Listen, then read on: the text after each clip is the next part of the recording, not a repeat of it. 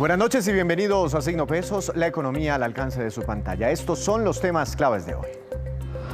Se desvalorizó el ahorro pensional. Asofondos reveló que como consecuencia de la guerra en Ucrania y el difícil entorno económico mundial, los saldos de los aportes de los afiliados bajaron en los meses anteriores. Daniel Wills, vicepresidente de Asofondos, nos explicará por qué no deberían preocuparse los ahorradores con esta noticia. Nueva trepada del dólar y del petróleo. Los incrementos en el precio se relacionan con el alza en las tasas por parte de la Reserva Federal de los Estados Unidos y los anuncios de nuevas sanciones en Europa contra Rusia. Analizaremos todo este tema con Orlando Santiago, gerente de Fénix Valor. El comercio listo para el Día de las Madres. Este domingo se celebra esta tradicional fecha de homenaje a las madres, la cual representa grandes ingresos para el comercio y para los restaurantes. El director de Fenalco Bogotá nos cuenta las expectativas y lo que dicen las encuestas.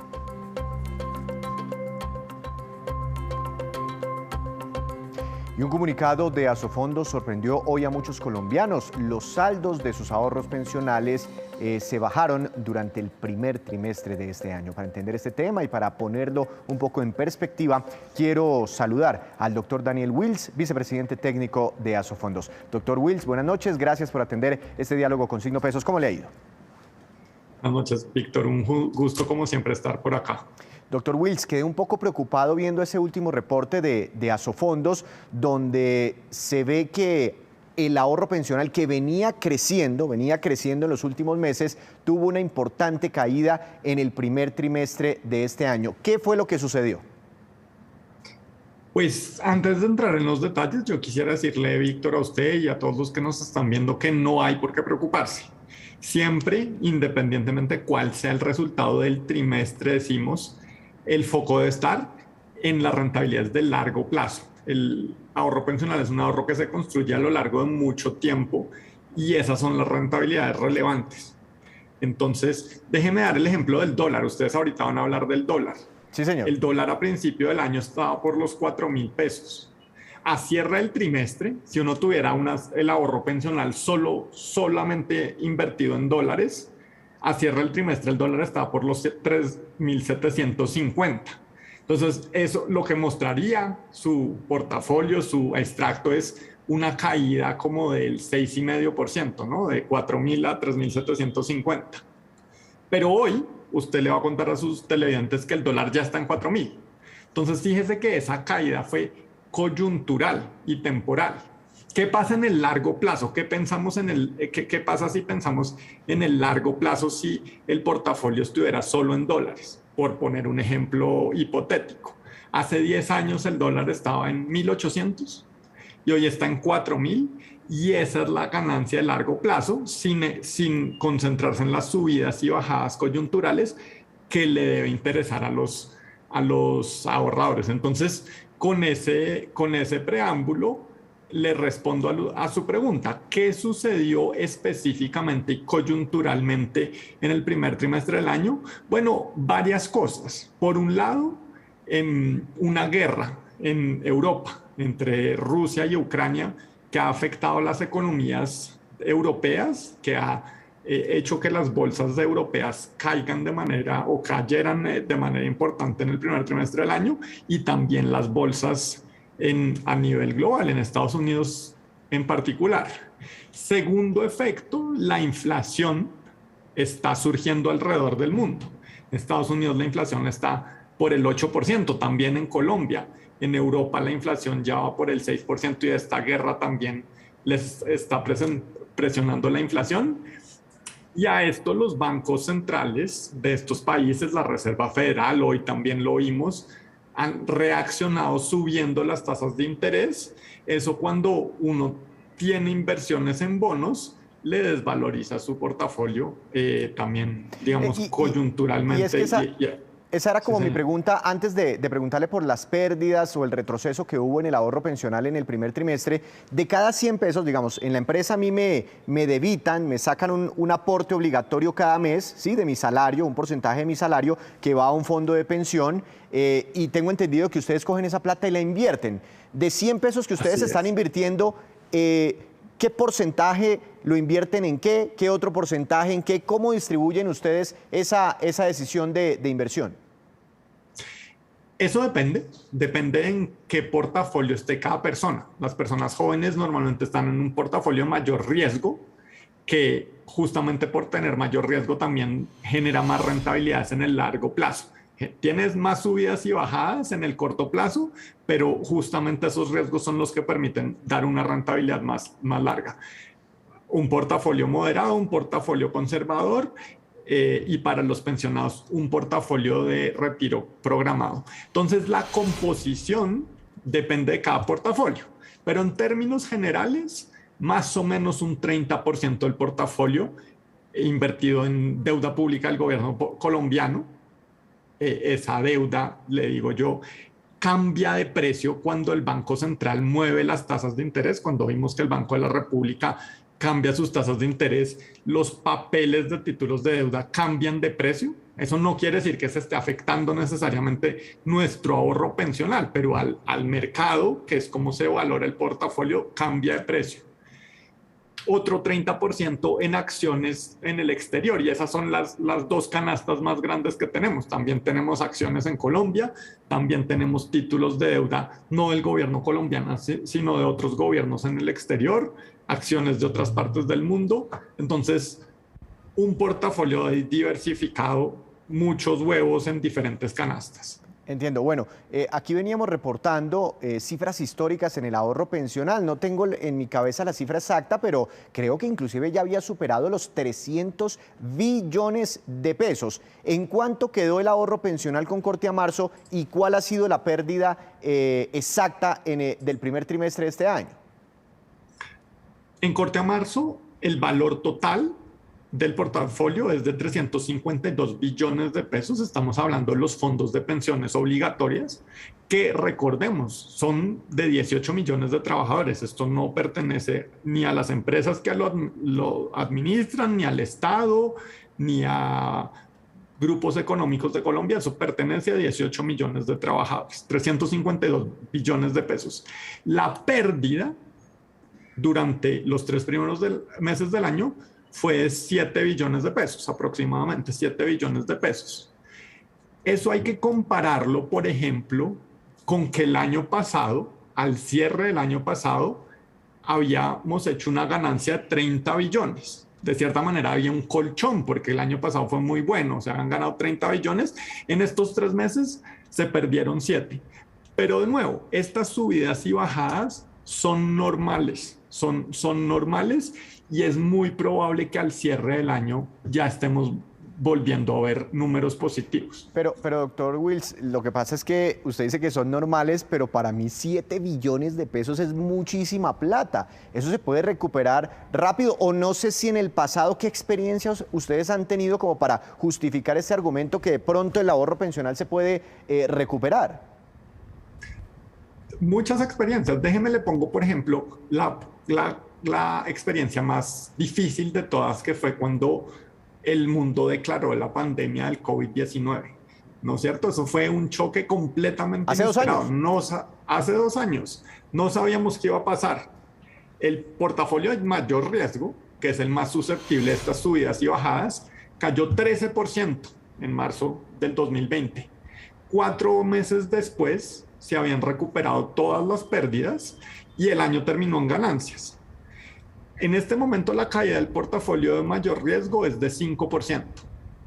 Entonces es una caída mucho menos pronunciada, y las perspectivas también son muy diferentes, ¿no? Tenemos inflación alrededor del mundo, sí, es una inflación alta, pero ya hemos tenido inflación alta y sabemos qué hacer contra la inflación alta. Los bancos centrales del mundo suben las tasas de interés y la inflación vuelve.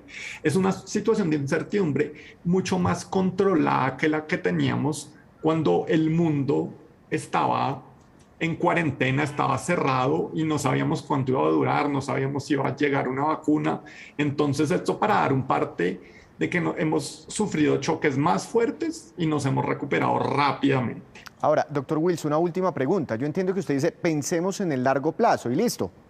Digamos, a mí me quedan todavía como 30 años para pensionarme si es que logro una pensión y listo. Seguramente baches de estos voy a tener de aquí en adelante. Pero el que está ahí a punto de recibir la pensión o el que inclusive ya está recibiendo ese retiro programado, ¿a esas personas este bajonazo les afecta en algo la mesada?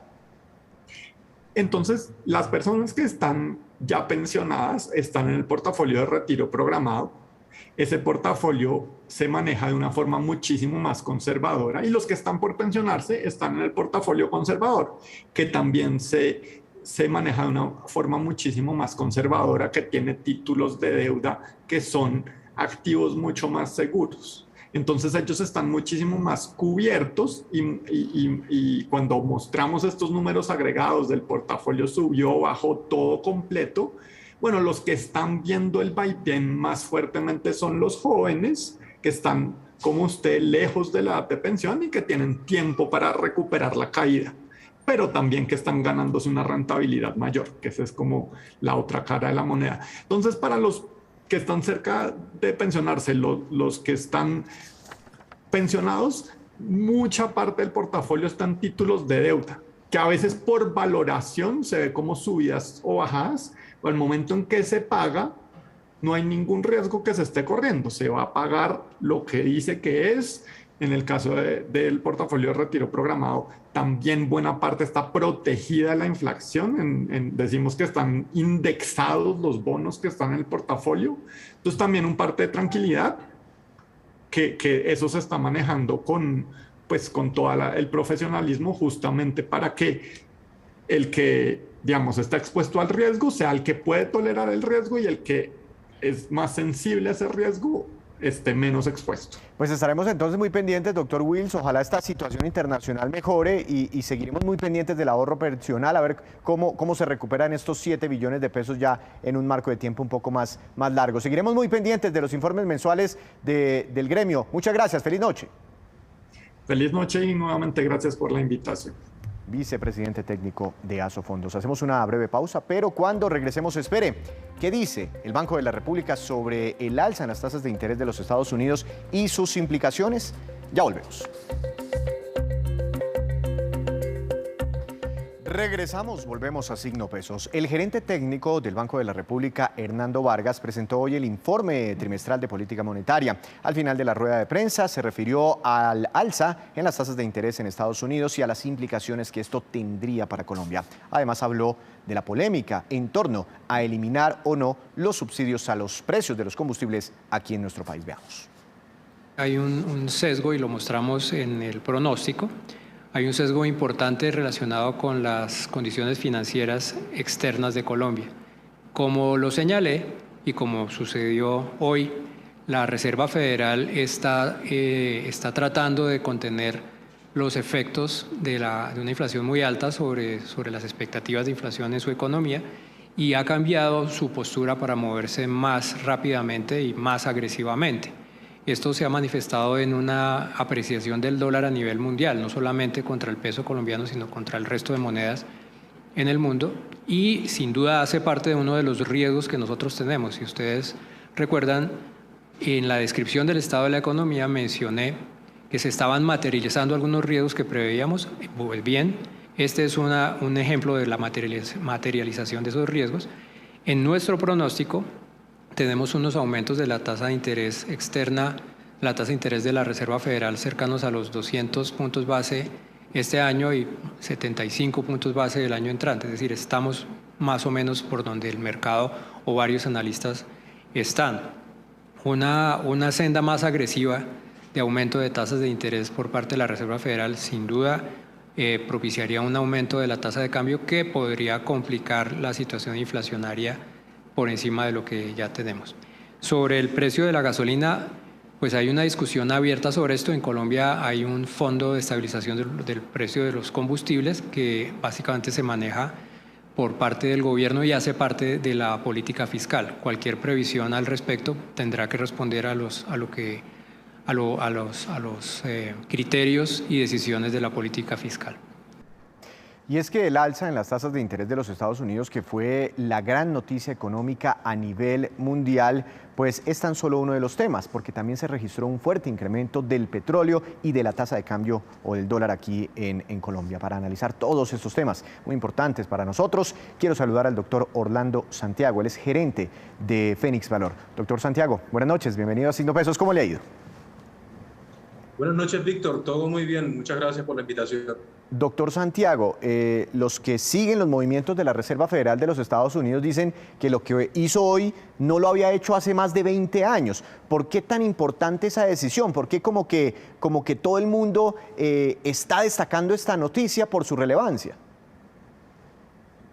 Bueno, digamos que el mundo en los últimos años, podríamos hablar de más de 10 años, de hecho, antes de la crisis por allá del 2008, pues no ha vivido una situación de amenaza importante en cuanto a una nueva recesión. Hay un fenómeno que se está presentando y ya un dato que asustó mucho a los mercados la semana anterior fue la primera estimación de Producto Interno Bruto de variación negativa en Estados Unidos. Esto, por supuesto, tiene una repercusión importante y por ello la Fed, consciente de un fenómeno que podría ser aún más grave, llamado estanflación, que es deterioro de la economía con inflación alta, pues por supuesto hace una movida, en este caso de 50 puntos básicos, y digamos que efectivamente es un incremento alto frente al histórico de la Reserva Federal en al menos 20 años, pero también era algo que ya estaba previsto, incluso entendiendo la dimensión de lo que ocurre, algunos analistas, aunque no fuera la media, podrían haber considerado un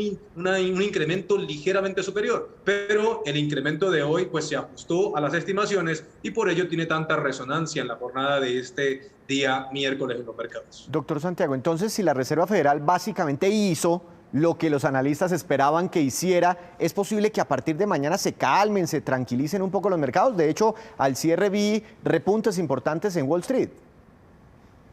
Es que de hecho, Víctor, aunque la estimación era un incremento de 50 puntos básicos, si la Fed enviara o tomara una decisión más centrada realmente en el gran problema de inflación que tienen, aunque la previsión fuera de los analistas de 50 puntos básicos, la Reserva Federal tendría que haber incrementado las tasas aún a un ritmo superior, porque lo habitual cuando hay movimientos de tasas en Estados Unidos es hablar de 25 puntos básicos, que fue el movimiento cercano de la ocasión anterior.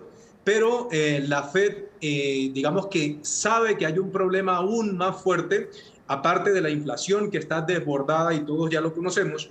La Reserva Federal también es consciente que se ha creado en ese país, en Estados Unidos, un refugio, una fiesta de capitales en los últimos 10 años y un movimiento de tasas muy abrupto podría desencadenar una venta masiva de productos o de bienes de renta variable y de renta fija que podrían generar un impacto en los mercados, no solamente en el de Estados Unidos. Por eso la Reserva Federal y por eso los mercados hoy reaccionaban positivamente, porque esperan que de repente la Fed no pueda hacer incrementos más agresivos, entendiendo el problema de recesión que está empezando a cocinarse y aparte de eso que no ahuyente a los inversores que han tomado a Estados Unidos como el gran mercado que ha concentrado la fiesta en términos de rentabilidad en más de 10 años. De hecho, nos comentaba hace unos minutos Asofondo sobre el impacto que ha tenido todo esto también en el ahorro pensional de los colombianos. Muchos de estos recursos están invertidos en esos mercados, doctor Santiago, pero hay otra decisión importante de la Reserva Federal. Yo no sé si usted nos ayuda a explicárselas a quienes nos están viendo en este momento, además de subir las tasas de interés, como empezar a recoger plata que había derramado la Reserva Federal en la economía. ¿Eso en qué consiste y eso cómo podría seguir afectando al dólar? Bueno, ya es conocido durante aproximadamente 5 años, un poco más. De hecho, el señor Trump fue quien llevó las tasas de interés a su nivel más bajo. Esto se llama una política monetaria expansiva. Expansiva significa aligerar el costo financiero de los créditos. Y la Reserva Federal también actuaba por su parte haciendo intervenciones en el mercado. Intervenciones es inyectando liquidez. Cuando se inyecta liquidez, se inyecta dinero al sistema financiero, se hacen intervenciones que pueden ser incluso directas. Directa significa que la Reserva Federal actúa como un gran inversor también, y esto estimuló el mercado de capitales americano, particularmente en los últimos 3 años. Entonces, como el dinero no es infinito, pues la Reserva Federal no puede seguir inyectando dinero, porque de hecho iría en contravía con lo que busca con las tasas de interés, que es justamente eso: quitar un poco de liquidez al mercado para que la capacidad adquisitiva o el consumo disminuyan y bajen la inflación. Pues en este sentido, lo que intenta la Reserva Federal también es retirar parte de esos llamados, en este caso, estímulos, que eran lo que las inyecciones de capital, se comienzan a retirar para disminuir la liquidez o la capacidad adquisitiva, y de esta forma también, de la mano con el incremento de tasas, pues disminuir un poco la presión del consumo o la presión inflacionaria. O sea que los mercados de hecho tienen por dos partes unas amenazas importantes en el corto plazo, pero todo va a depender si en la próxima reunión o en las próximas reuniones la Fed sigue incrementando tasas de interés, o más bien se da la tesis de los mercados o de los inversores, por ejemplo, con lo que pasó hoy con las bolsas de Estados Unidos subiendo cerca de 3%, de ver si los inversores le logran medir el pulso a la Fed y que de repente la Fed no suba las tasas tan agresivamente en las próximas reuniones, entendiendo que para la Reserva Federal o para cualquier banco central, a la mayoría, si bien la primera tarea de un banco central es controlar la inflación, la segunda es estimular la economía, en una economía que está mostrando ya síntomas, de hecho ya los mostró, síntomas de sobrecalentamiento, incluso de recesión, que todavía no se puede hablar de recesión, pero al menos sí de variación técnica del Producto Interno Bruto. Doctor Santiago, entonces yo me imagino que en un primer momento llega la pandemia y la Reserva Federal prende la máquina de fabricar billetes, no dólares, y los empieza a irrigar a la economía. Y ahora lo que está haciendo es lo contrario, recogiendo esos dólares y guardándolos por allá en una bodega para que no generen inflación. Mi pregunta es si esa recogida de dólares no va a generar una escasez de divisas en el mundo, ¿no? Y por ende el dólar, que ya casi se acerca en Colombia a los 4.100 pesos en la jornada de hoy, pues pueda seguir subiendo por esta posible escasez. Bueno, Víctor, ese es un escenario. Digamos que ante este tipo de movimientos pueden pasar muchas cosas. En principio eso es uno lógico, pero también hay otro, y es que los mercados sabían que eso iba a ocurrir en algún momento. No en vano, recuerde que hace 3 años hablábamos de un dólar de 2.900 a 3.000 pesos y hoy estamos hablando de 4.000. Y eso no solamente hablando de Colombia, de la mayoría de los países del mundo. Entonces entendamos que el incremento de tasas de interés pudo haber sido ya descontado. Descontado es cuando los mercados se anticipan, ¿no? Y de hecho, no en vano pasamos de 3.000 a 4.000 pesos. Es una alza no menor de 33%, contando así por debajo. Entonces, incluso podría hasta sorprender un poco el hecho que como parte de ese efecto ya estuviera descontado, estemos nuevamente alcanzando niveles máximos del dólar. Y de hecho, los inversores van a considerar que aunque las tasas de interés suban, ahora el dólar representaría a una economía que no está en un auge, en un crecimiento como sí lo estuvo de 2018, sacando el lapso del 2020 con la crisis del COVID, pero 2021, sino que el dólar va a respaldar una economía que ya no está creciendo, y esas cosas también juegan. Así que pues habrá que ver que no pasen cosas nuevamente extraordinarias en los mercados, pero incluso puede haber una línea de pensamiento que esté considerando que el dólar haya llegado a uno de sus niveles más altos, pero en términos de mercados nunca el futuro está escrito. Es que es muy impresionante, doctor Santiago, cómo todo está relacionado con todo, ¿no? El dólar, las tasas de interés, Reserva Federal, Banco de la República de Colombia. Bueno, una última pregunta, doctor Santiago, sobre el petróleo, ¿no? Que también fue protagonista, hoy superó los $110 por barril. ¿Esto para Colombia qué efectos, buenos o malos, podría tener? Bueno, para todos los países que tienen una ponderación en las exportaciones, un peso significativo en las exportaciones de petróleo, pues esto siempre, por lo general, a países emergentes tiene un efecto positivo de corto plazo, solo de corto plazo. Pues claro, recibo más dólares y tal. Pero de mediano y largo plazo, esto es malo para todo el mundo. Recordemos que el petróleo es el insumo número uno, el costo número uno de casi todas las cadenas de producción, desde alimentos, transportes, incluso hasta servicios, tecnología, porque está implícito. Así que un petróleo alto no es bueno para nadie en el mediano y en el largo plazo, y lo mejor que podría hacer Colombia, ojalá que Ecopetrol o alguien del gobierno esté pendiente y esté escuchando, y ojalá que Ecopetrol pueda hacer operaciones de cobertura con los niveles actuales, porque, Víctor, si se avecina nuevamente una recesión, por supuesto, recesión significa caída del crecimiento de las economías, y esto siempre viene acompañado de una caída de la demanda de bienes y servicios, con lo cual los precios del petróleo también podrían tener una caída, y de hecho nosotros en nuestra compañía no descartamos que el petróleo en el segundo semestre de este 2022 pudiera nuevamente llegar a niveles de $80, incluso un poco más abajo. Así que aquí en términos de petróleo, claro que tiene un efecto positivo de corto plazo, pero hablando desde el efecto de inflación, no es bueno para nadie. Doctor Santiago, muchas gracias por la explicación. Que tenga una feliz noche. Gracias, Víctor, a usted por la invitación. Gerente de la firma Fénix Valor. Hacemos otra breve pausa, pero ya les contaremos sobre nuevas y grandes inversiones en el sector hotelero aquí en nuestro país. Ya viene la movida empresarial con Juan Fernández. Regresamos nuevamente a Signo Pesos con esta, que es la cifra económica del día. No es muy positiva, la verdad, 3,5 millones y corresponde al número de sacos de café producidos en Colombia durante enero y abril de este 2022. Esa producción significa 15% menos que la alcanzada en el mismo periodo del año anterior. Según la Federación Nacional de Cafeteros, las exportaciones entre enero y abril llegaron a 4 millones de sacos, con un decrecimiento, con una caída del 12% frente al mismo periodo del año pasado. Y Fenalco reveló los resultados de una encuesta de expectativas de cara al Día de la Madre que se celebrará este próximo domingo. Veamos lo que dijo Juan Esteban Orrego, director de Fenalco Bogotá y Cundinamarca. Llega el Día de la Madre, fecha tan esperada por todos los comerciantes, porque es la fecha más importante del primer semestre en términos comerciales y la segunda del año después de la Navidad. Este año, después de la pandemia, pues las esperanzas de las ventas son muy grandes. Pensamos que alrededor del 70% es lo que van a aumentar las ventas durante este fin de semana frente a otro fin de semana común del año. Las esperanzas que se tienen están puestas especialmente en vestuario, calzado, flores, perfumes, y todo el sector gastronómico va a estar con una inmensa actividad. Las encuestas nos dicen que el 43% de las personas van a celebrar en la casa para evitar las aglomeraciones, pero el 57% van a salir a festejar de alguna manera especial. Este fin de semana tenemos Bogotá despierta.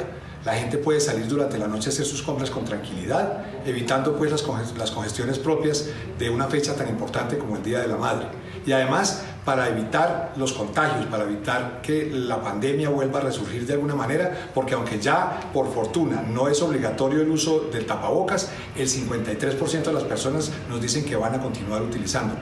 El comercio sigue con todas las políticas de cuidado, el distanciamiento social y la opción de que la gente se pueda desinfectar con geles antibacteriales y con alcohol.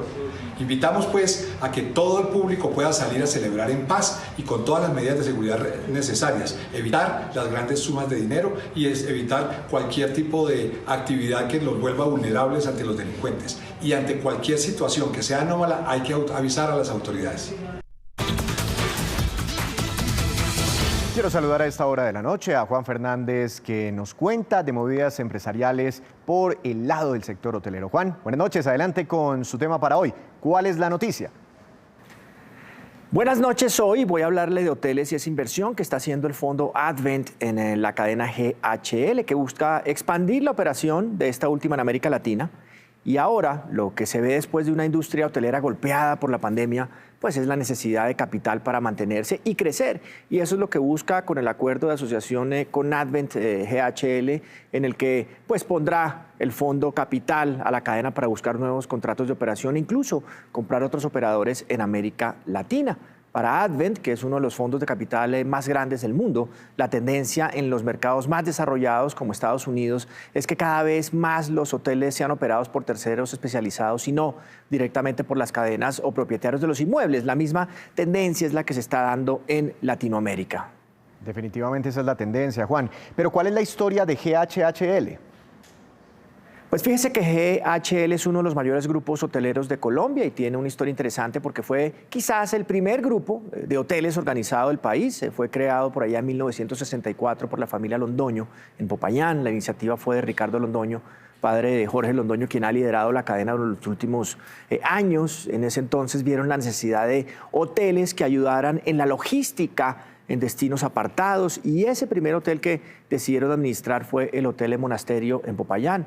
Fueron creciendo, 20 años después ya tenían un número importante de hoteles, y en la década de 1980 se presentaron a esa licitación del antiguo Hilton Bogotá, y empezaron ahí a buscar sinergias con otros grupos para crecer. Hoy GHL tiene fácilmente más de 60 hoteles, 10 países de operación y unas 7.000 habitaciones, muy enfocados en el turismo de negocios. Opera con marcas propias y franquicias internacionales como Sheraton, por ejemplo, Hyatt, Howard Johnson, Sonesta, entre otros. Advent, por su parte, ha tenido desde que llegó a Colombia en 2011 unos $1.000 millones en inversiones en compañías del país como Life Miles, como la Alianza Fiduciaria, Ocensa o el Grupo Bio Toscana, entre otros. Entonces, pues lo que se ve aquí son movidas hoy en el negocio hotelero, esta vez con GHL, que abre su capital a la entrada de Advent a la propiedad de la cadena, buscando expansión regional. GHL, gracias Juan, lo esperamos mañana con más movidas empresariales, porque ahora nos vamos con estos que son los indicadores económicos que ustedes siempre debe conocer antes de irse a dormir, además con esa presión tan fuerte para el dólar. Precisamente, tasa representativa del mercado que regirá para mañana siguió escalando, será de 4.056 pesos con 41 centavos, y es que hoy el dólar se trepó 40 pesos con 7 centavos en medio de esa tensión, esa expectativa que producía la reunión de la Reserva Federal. El petróleo Brent, de referencia para Colombia, les contábamos, también subió cerca de un 5%, superando los $110 por barril. El precio interno del café colombiano subió y quedó en promedio a 2.142.000 pesos por carga. Índice MSCI Colcap de la Bolsa de Valores de Colombia tuvo un incremento de 1,28%. La acción más valorizada fue la del Grupo Sura, con una ganancia cercana al 10%, inclusive está superando los precios pagados por el Grupo Gilinski durante la tercera OPA por esta compañía, y la acción que más cayó fue la preferencial de Cementos Argos, con un retroceso cercano al 3%. Antes de despedirnos, los dejo con este dato. La compañía de servicios de comercio electrónico Mercado Libre anunció que contratará, escuche bien, a 14.000 trabajadores adicionales aquí en América Latina. De esos, 1.200 serán en Colombia particularmente, especialmente contratará profesionales. 5.200 en México, 4.000 en Brasil, 2.400 en Argentina y 1.000 en Chile. Con estas contrataciones, la compañía llegará a finales de este año a 44.000 empleados.